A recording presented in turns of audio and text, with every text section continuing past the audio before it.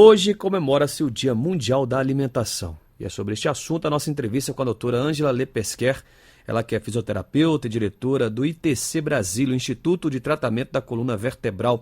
Doutora, muito obrigado por ter aceito o nosso convite. Está falando aos ouvintes do programa Revista Brasília. Bom dia. Bom dia, Miguelzinho. Obrigada a vocês aí pelo convite. Doutora, inicialmente, qual a importância dessa data para a população mundial? Eu acho que é um lembrete a importância que isso tem na vida de todas as pessoas do mundo, né? A alimentação é primordial para a manutenção da boa saúde, do equilíbrio orgânico, né? Então é uma forma das pessoas estarem prestando atenção em quantas anda a sua alimentação, como está a sua nutrição, se está adequada ou não. É um momento de se pensar, né? E um momento de chamar atenção para os estudos, para as novas pesquisas, para o que se tem de novo na área, né? Sempre quando temos assim uma comemoração de uma data, essa data fica em evidência. E aí é um bom momento para nós podermos explorar mais, né? Claro, e quando a senhora fala em relação à boa saúde, há um dado também que diz que a alimentação pode ter relação com dores nas costas. Nos fale um pouco mais sobre essa relação, doutora. Isso, é um ponto que nós mais trabalhamos, né? Já que nós somos fisioterapeutas especialistas em coluna e que tratamos muito dor no nosso dia a dia, hoje em dia a gente vê cada vez mais a relação que existe entre a nutrição e o aparecimento de dores crônicas, né? De doenças relacionadas a sintomas com processos inflamatórios, dores articulares, dores musculares e a relação com a alimentação. Existem alguns fatores que nós precisamos prestar atenção. O primeiro deles é que quando nos falta alguns nutrientes, nutrientes essenciais para boa contração muscular, para boa fabricação dos nutrientes articulares e tudo, nós temos algumas deficiências no controle do movimento.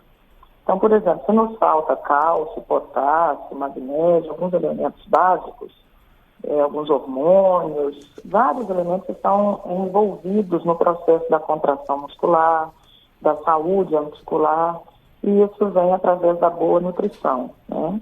Então, deficiências nutricionais estão envolvidas nos processos de dores crônicas nesse sentido, de não manter uma boa saúde na articulação e dos músculos em geral. Entendo. E outro fator muito importante são as intolerâncias alimentares, e cada vez mais se estuda a relação das intolerâncias alimentares com algumas proteínas inflamatórias que o corpo passa a fabricar. Porque da mesma forma, quando você entra em contato com um vírus ou uma bactéria, e você desenvolve alguns processos imunológicos para poder expulsar aquele vírus ou aquela bactéria do corpo, você cria alguns processos inflamatórios, né, virais, bacterianos, para poder resolver aquele problema.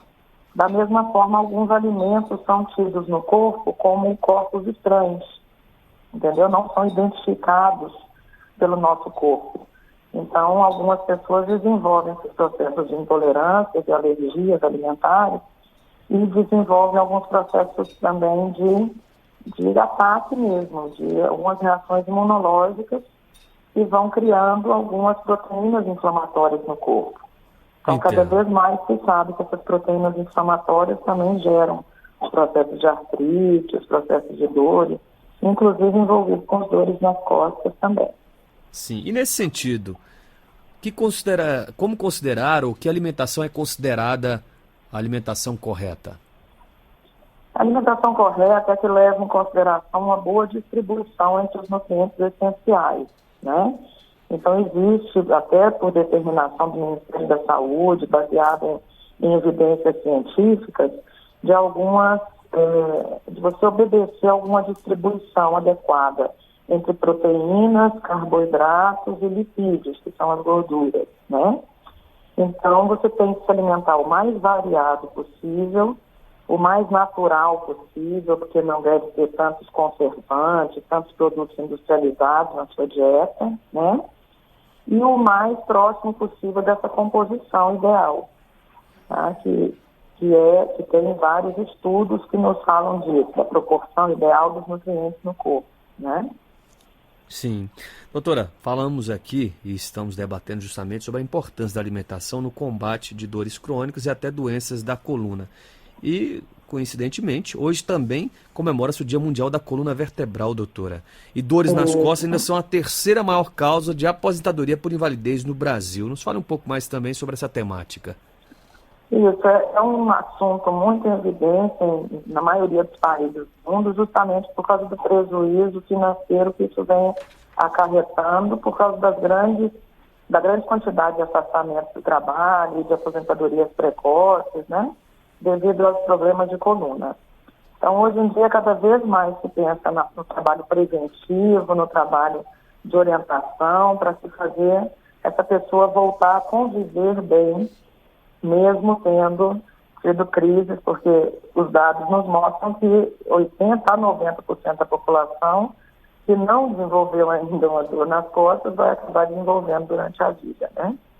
Então, mesmo tendo as dores nas costas, é importante que a gente faça um diagnóstico para ver a origem dessas dores, né? Porque nós podemos ter vários fatores de causa das dores, desde problemas simples, de postura, até problemas mais graves, realmente, que necessitam de intervenções médicas, né, e até cirúrgicas, mas na maioria dos casos nós podemos, a nível de orientação, de consultório, resolver grande parte do problema.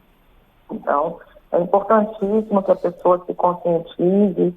Todas as vezes que eu tenho a oportunidade de falar em público, eu sempre bato na mesma tecla das pessoas procurarem um auxílio nos primeiros sinais de desconforto, quando se repete determinadas posições ou determinadas atividades físicas, e que está tendo muito aparecimento de dores, tem que se verificar o motivo para que possa ser resolvido o mais rápido possível e que se evite problemas mais graves no futuro. Sim. Entende?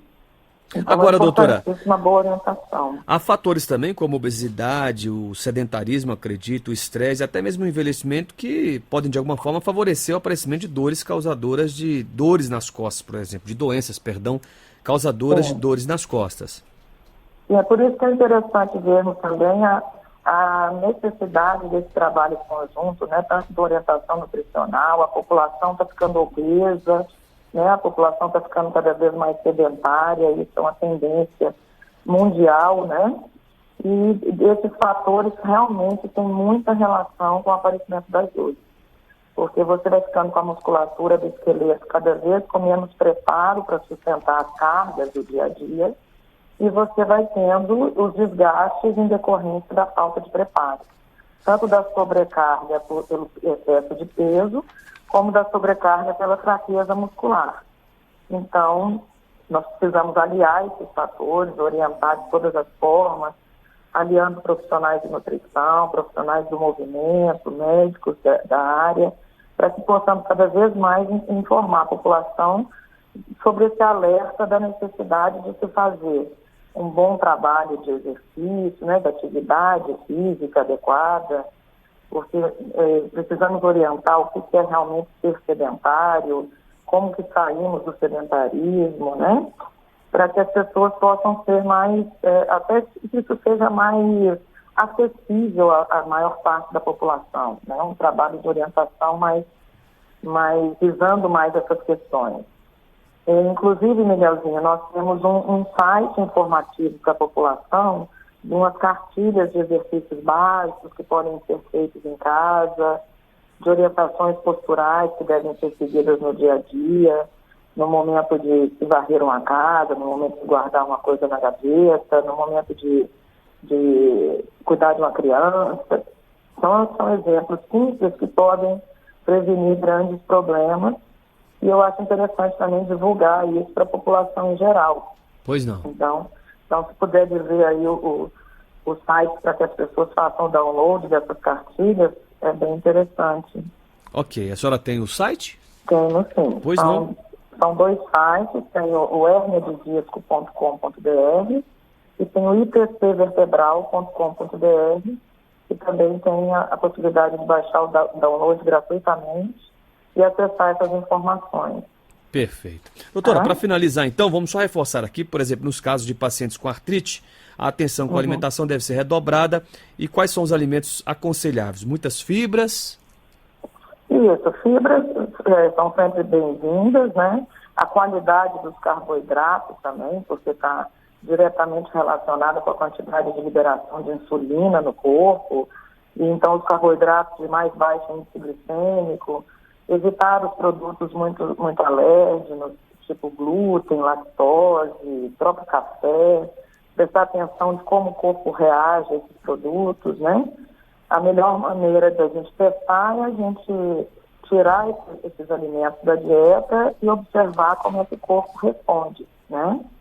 Se o sono melhora, se o intestino melhora, né?